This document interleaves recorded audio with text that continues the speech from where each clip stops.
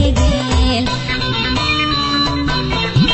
पहली बार देखलो मोर होश उड़ी गेल, तोर पीछे मोए कहाँ जरो पड़ी गेल। चूड़ी खन के बिंदिया चमके डंडा लाचकाए देले गोरिया मोए होई गेलो दीवाना। चूड़ी खन के बिंदिया चमके डंडा लाचकाए देले गोरिया मोए होई गेलो दीवाना।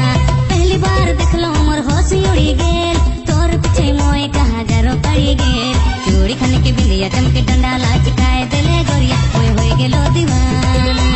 चूड़ी खन के बिंदिया चमके डंडा लाचकाए देले गोरिया मोए होई गेलो दीवाना। फिर से लेकर आ रहे हैं नया गाना। डीजे संजोए रायगंज अमूल रानी दिग्गी। सब्सक्राइब करें हमारे यूट्यूब म्यूजिक चैनल को और दबाएं बेल आइकन को हमारे लेटेस्ट वीडियो सबसे पहले देखने के लिए।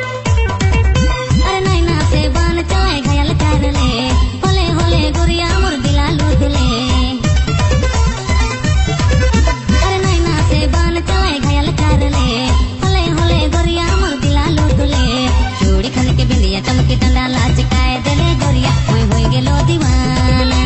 चूड़ी खन के बिंदिया चमके डंडा लाचकाए देले गोरिया मोए होई गेलो दीवाना।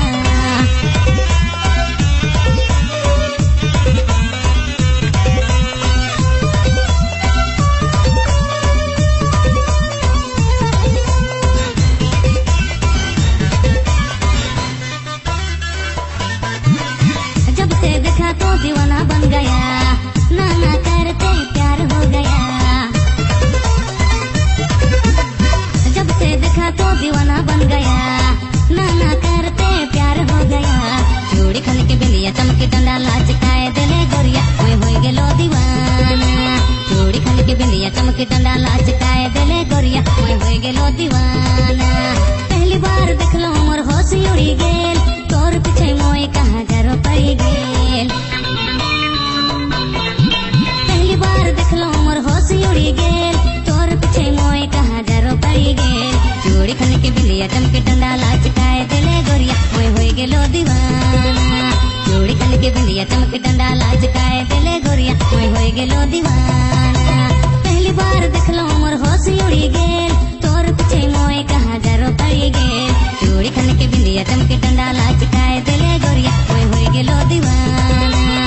चूड़ी खन के बिंदिया चमके डंडा लाचकाए देले गोरिया मोए होई गेलो दीवाना।